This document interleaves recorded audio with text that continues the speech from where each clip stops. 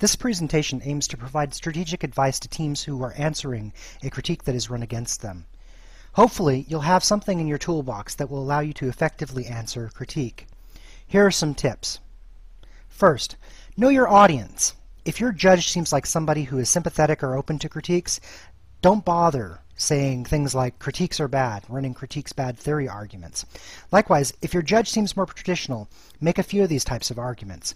Now, either way, don't rely upon this exclusively. You can't simply win the round by indicting critiques as a category. Next, always put at least 4 to 5 good answers on any critique. This is minimal for any critique, regardless of the length of the critique itself in your opponent's speeches. Also, always say no link. Really, this is probably the easiest, least confusing way to invalidate an entire argument. Argue that the link is generic. Argue the link is non sequitur. Remember, you only need one no-link response that is good enough to get rid of the entire critique. So concentrate your efforts to respond to the critique here. If you have multiple reasons why there is no link, then have at it. It presents an uphill battle for the opposing team to answer multiple no-link answers. Tell your judge that the critique is non-unique, and prove that it's non-unique by running a permutation, a test of the unique culpability that your case or your assumptions have. Also, challenge the post-fiat impacts of the critique. Make sure you close any doors to the critique co-opting, eliminating, or turning the solvency or harms on your advantages. Remember, you don't want the critique to take away your offensive ground. Make your opponents identify an alternative. Be it a counterplan, a mindset, whatever. They need to identify something, or you'd hope that they would. Ask points of information and get your opponents to clarify what they see as the alternative as soon as possible. They might tell you there is none, but you need to ask them. Also, do not let the negative or the opposition punt on the critique. The critique removes us from the usual game that provides us the traditional burden of proof that the government or affirmative team has, and usually makes the argument that the critique somehow transcends the debate in some fundamental way. Now, it doesn't seem really fair that you could just walk away from such a serious framework, so make the team that runs a critique stick to it. Here are some favorite critique responses. First, social paralysis. You should almost always run this. You claim that the critique leads to some kind of social paralysis, or that we're unable to solve a social problem or even discuss a social problem. The paralysis comes by shutting down all possible political discussion in the round, by supplanting the finite time that we have to discuss the case. You could argue that this has negative effects on free speech, that it stifles creativity and the educational values of this activity, and that it also prevents discussion of socially critical questions. So, if we are unable to discuss these questions because of the critique's halting imperative mode, we cannot solve this problem. This suggests that we may have problems solving other social ills as well, or even possibly discussing them, if the critique would preempt that. Now, you can also say that the critique is infinitely regressive. If one assumption is questionable, or if one aspect of language is questionable, all are. And that means if all assumptions in the round are questionable, we fail to debate key things. We fail to find meaning and education in the round because we're so busy on a tangent. The problem is that some critiques fail to establish a bright line for what assumptions and discourse are important enough to make a sideline. The pessimistic anti-critique way of looking at this is that all critiques are infinitely regressive. But that in and of itself is an infinitely regressive statement. So, a more reasonable way to frame the infinite regression argument as the government or affirmative team is to effectively choose your battles. Say, you must choose your battles as a judge. It doesn't indict all critiques, but it specifically targets the critique in the round by saying that it's below the threshold of a battle that we need to have, of an argument we need to have, that somehow it's nothing more than a petty distraction. So you argue that the particular critique precludes a more important discussion, with the critique's own dialectical notion of self-importance. Now, and if the judge accepts the critique, he or she also accepts other sorts of petty critiques. It opens the floodgates. Now, another big argument that you want to be able to make is that there is no alternative. This is helpful as bait to help the social paralysis argument mentioned before.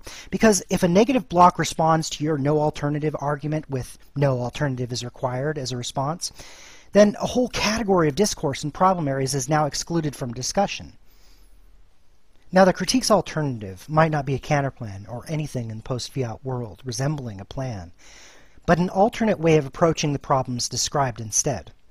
Now, it seems fair that those running the critique should present how debaters in a pre-fiat world and people empowered to enact policy in some post-fiat world could integrate the assumptions and framework of the critique in a way that can harmoniously integrate and address the kinds of problems discussed.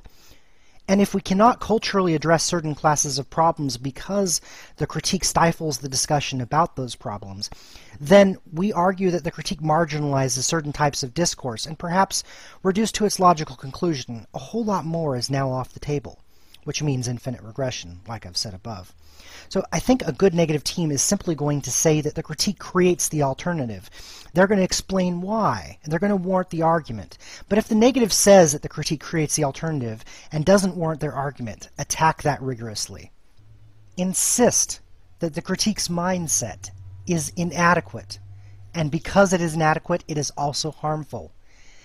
All critiques provide an alternate mindset, and good critiques will provide an explanatory framework in which the mindset is somehow going to solve the problems. Good teams answering the critique should therefore insist that the mindset somehow have a way of conceptualizing a worldview that could possibly solve the harms that the team attempts to discuss in the case. For example, what is the alternative to capitalism?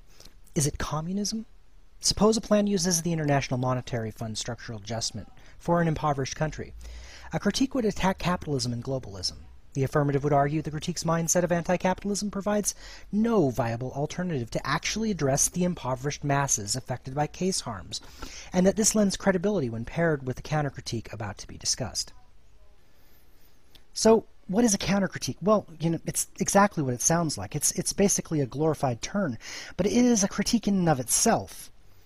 What are the entailments of accepting the mindset of the critique?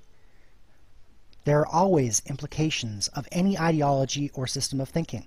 So it's feasible to write a mini-critique that argues that the critique's mindset is the greater harm, and given the critique is somehow complicit in what the counter-critique critiques. You have critiqued the critique. It sounds a little bit regressive, but it's something that should be done, because this at the very least is deconstructive of the impact calculus that the judge has in front of them. It ruptures the cleanliness of only one team being able to critique, and only one team being on critique defense, trying to ward off the evil spirits of an a priori ballot-gaining argument.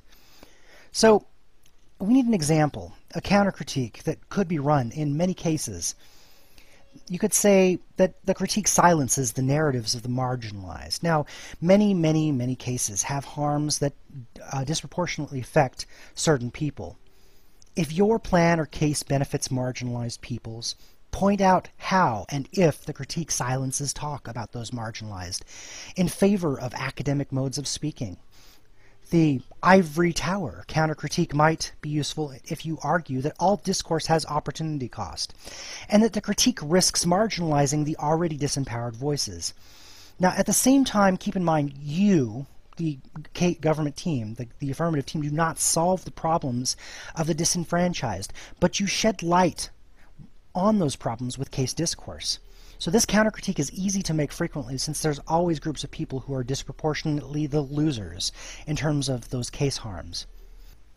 A note: if you are paired against an opponent who is known to run critiques, plan to put something into your first constructive advantages that uses this type of language, that talks about marginalized people or solving for some problem of the disenfranchised. That way it looks like you're sticking up for the disenfranchised from the get-go. That's helpful when you want to make the argument and rebuttal to the critique. Now, a closing thought. The flip side. Mastering responses to critiques will help you prepare to run your own critiques with greater levels of success. Every single argument presented here is something that you might be faced with as a response to a critique that you might run. Be prepared to answer these. Think about these. If you block out a critique, block out responses to these types of arguments. If you're prepared to that level of degree, you will have every tool available to you for competitive success running and answering